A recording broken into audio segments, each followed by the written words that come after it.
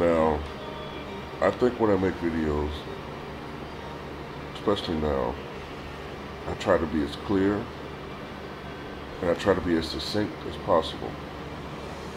Alright?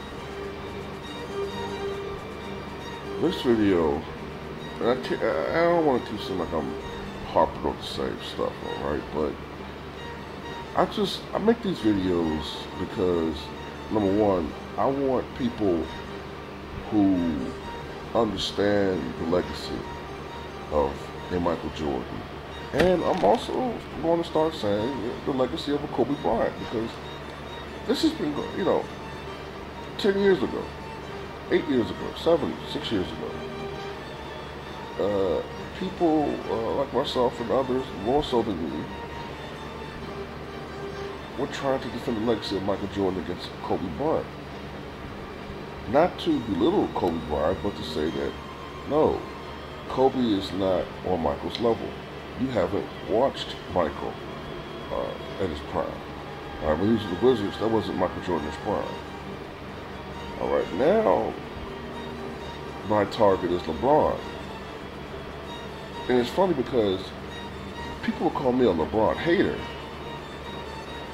But I was watching LeBron in high school when you were still in grade school. You didn't even know who LeBron James was. As a matter of fact, you probably were sucking the cock of a guy like Tracy McGrady back then, just because he was the leading scorer. Ooh, McGrady, he scores. He scored 45 against the Raptors, his old team. Wow, he put up 62 against the Wizards. Wow, he's the greatest player of all time. Oh, he's a Michael Jordan type player. Oh, McGrady. Anyone would think of him the greatest player of all time now? No. But I was a LeBron guy all the way back in 2002 when I first heard of him. I was supporting LeBron James back when he was considered a loser in Cleveland, when he could never get his team to the championship before he left. It wasn't until after the decision, when he became the bad guy, that certain people all of a sudden wanted to ride with him and saw that he had a quasi-super team in Miami. All of a sudden, you see the proliferation of all of these so-called LeBron James fans and Miami Heat fans who disappeared all of a sudden come last year. But anyway, this video, so the point of that was, stop fucking calling me a LeBron hater when I've been supporting a guy longer than you fucking have. Alright? The point of this video is, I'm getting sick of these lies being told by the media and regurgitated and repeated by others. Alright, number one. Alright, now, I don't think I have to really make a comparison as far as scoring between Michael and LeBron, because everyone seems to concede that Michael was the greater scorer. They tend to give that as a pass, but they tend to give that as a given. But just to be, just to be honest, just to be certain, LeBron, as you can see, LeBron James for his career is averaging 27.3 points per game. Michael Jordan for his career averaged 30.1 points per game. You gotta keep something in mind. A good portion of Jordan's career includes his decline period, which pushed his numbers down. So, in reality, I think it'd be a fair comparison. I'm going to do this now. I'm going to compare each player from their averages at age 30. Now, when the argument changes to the comparison between the two at age 30, the gap increases significantly. It's a full 5 points per game, which is very significant. Alright? Now, let's look at efficiency. Now, LeBron James has a very high career field goal percentage of 49.6%. But you see that Michael Jordan at age 30, when he retired the first time, his field goal percentage is exactly 2 percentage points higher, which is remarkable considering that LeBron James is this physical specimen who's bigger and much stronger than Michael, and all these physical attributes that Michael didn't have, the strength and the size. But why was Michael so much more accurate? Because he was a better scorer than LeBron, both in terms of cumulative numbers, proficiency, and efficiency. He was better than LeBron. Now, this is the comparison that I've been wanting to make for a while now. You see, LeBron James for his career is averaging 7.1 rebounds per game. Michael Jordan at age 30 was averaging 6.3 rebounds per game. Now, this is what was irritating me. The media, the mainstream media, were making it seem like LeBron James was this tremendous Wilt Chamberlain, Dennis Rodman-like rebounder, all right, dwarfing and doing things that Michael Jordan never could even dream of doing on the court. And you look at this, and there's less than 1 rebound difference between a supposed 6'8", 260, 65-pound small forward, and at that time, a player who played between 195 and about 210 pounds or so, or 205 pounds, and only 6'6" in shoes. Jordan actually was about 6'4", 3/4. To be honest with you, he was 6'4" and 3/4. So, a guy who was 6'4" and 3/4, barefoot, 6'6" in shoes, about 200 pounds, was barely being out-rebounded by a guy who was 6'8" and 265 pounds or so. And you can't, and also LeBron fans, you can't give me that argument that Kobe fans used to get. Well, some of his career he was on the bench. LeBron James has pretty much been a starter his whole career. So these numbers are fair to compare. And as far as like career best seasons, LeBron's best season, he averaged 8 rebounds a game. Michael Jordan's best season, he averaged 8 rebounds per game. So the numbers actually suggest that Michael Jordan was a better rebounder per his position than LeBron James. That's the point I've been trying to make to people. That's the point people have been laughing at me. And that's the point where I put these numbers up to show that what I'm saying has tremendous validity.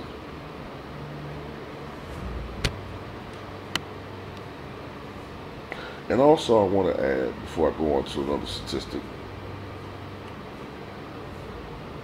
Larry Bird, all right, averaged 10 rebounds per game for his career. 10. He averaged 10 rebounds per game. And he was a much better rebounder before his back injury.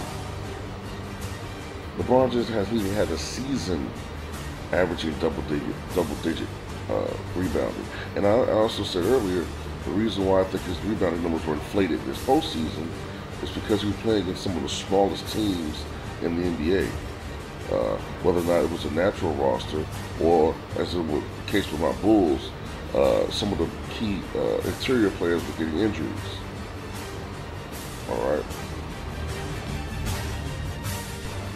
All right, here's another stupid, ridiculous lie that I want to destroy right here. All right.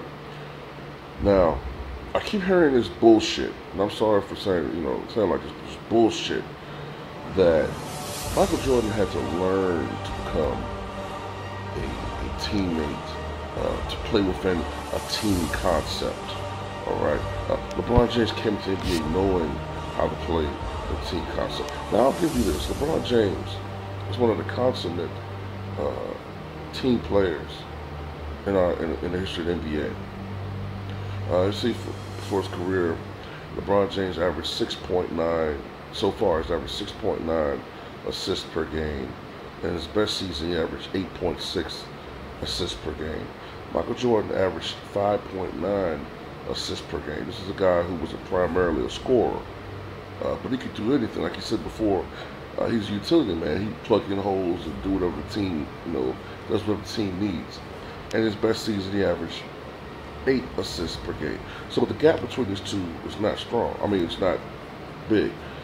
But this is what pissed me off. People say, well, Michael Jordan had to learn to play within the team concept. Michael Jordan came to the NBA playing as a teammate. If there was one thing that Michael may have done, is that in certain situations during the game, he may not have trusted his teammates and taken shots that maybe certain teammates were better off taking, but he always played in team concept. Why? Because he came from college. He played in North Carolina. If you ever look at Michael Jordan's college numbers, they don't blow you away.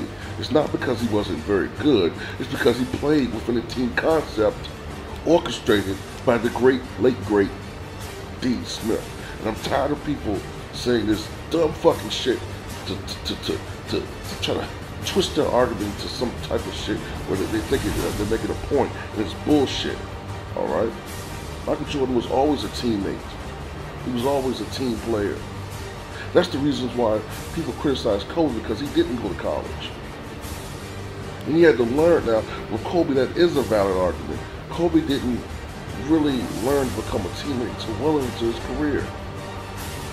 To trust his teammates. To learn how to play within the team concept. There are stories that Kobe Bryant would purposely miss shots just so that the other team could get back in the game. So that he could try to become the hero. This was Kobe's mentality when he was in high school.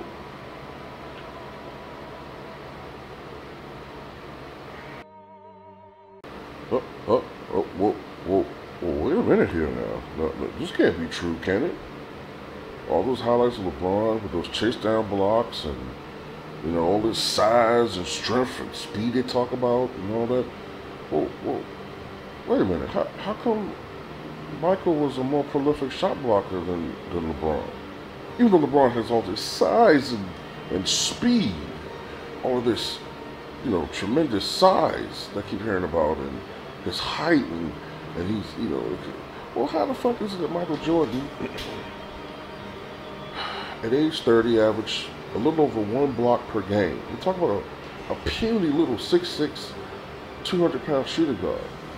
And LeBron James is 6'8" Goliath, but he isn't as prolific a shot blocker. Is it because Michael had a more tremendous vertical leap, more athletic, faster in his reaction time? He just was a better defensive player. Steals per game. LeBron James, 1.7, 1.70, if I round it off. Steals per game, which is very good. It is. Very good. Michael Jordan, at age 30 when he retired, averaged 2.71 steals per game. At the time of his retirement, this was the second, by fractions, the second highest steals average in NBA history. Second only to Alvin Robinson's 2.72 steals per game. Michael Jordan was a historic player, ladies and gentlemen. Alright? Alvin Robinson is also the only player to amass 300 steals in a season. He did that in the 85-86 season when he won Defensive Player of the Year award when he was with the San Antonio Spurs.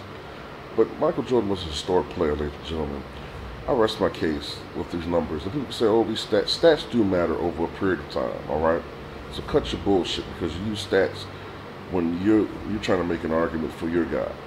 And my stats just prove that all of these things you're hearing in the media are bullshit, all right? They're bullshit. And you can always reference this video to shut down all that dumb shit. I could go even further with this, but I'm just trying to use primary numbers. even the primary numbers prove the argument. I don't have to go into all those other more complex metrics, but you know, LeBron James is just not Michael Jordan, everybody, and you can see this. All right, so thank you for watching.